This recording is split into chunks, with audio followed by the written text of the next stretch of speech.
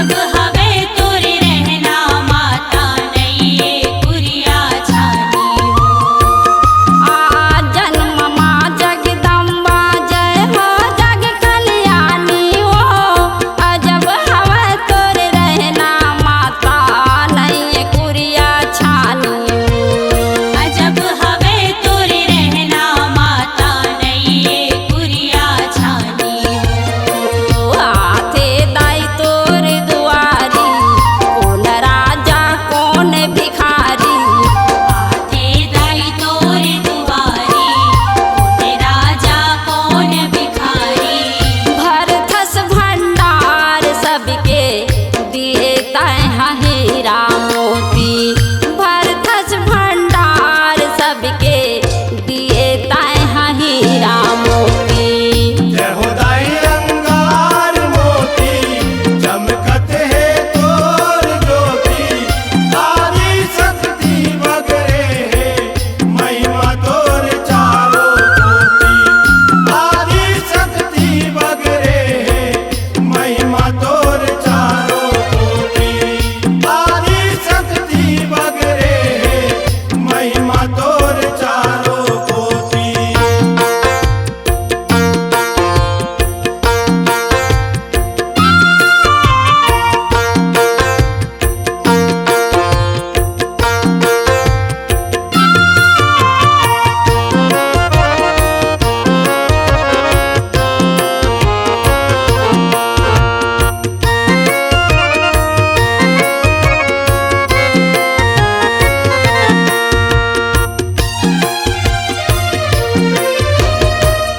हाथी घोड़वा सागर बाना शोभतोर नियारी ओ चैत कुंवर में जगमग जगमग ज्योति जलते दुआरी।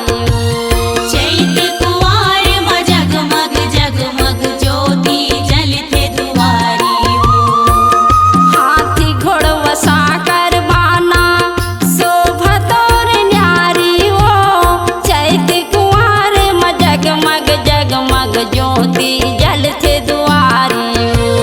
चैत कुंवर में जगमग जगमग ज्योति जलते दुआरी बाजै ढोल शंख नगारा सूथर लहरावे जमारा।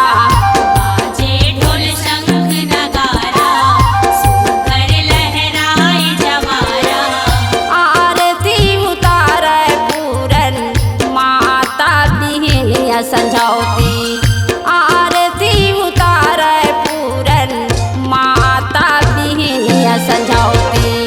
जय हो दाई अंगार मोती चमकत है तोर ज्योति आदि शक्ति बगरे है महिमा तोर चारों कोटि आदि शक्ति बगरे है महिमा तोर चारों कोटि।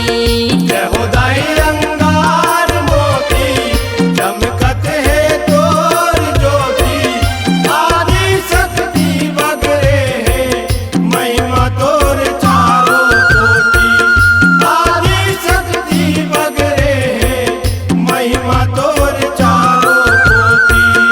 आदि शक्ति बगरे है महिमा तोर चारों कोटि आदि शक्ति बगरे है महिमा तोर चारों कोटि।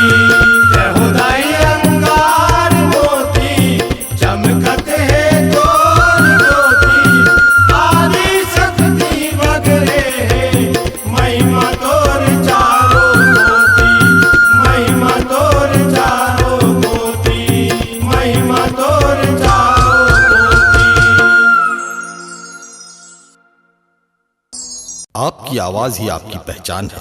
यदि आप अपनी आवाज को एक नया आयाम देना चाहते हैं तो चले आइए मल्टी ट्रैक डिजिटल रिकॉर्डिंग के लिए AVM audio video studio Khamtarai Raipur. Mobile number 9301523929 और 7869646201।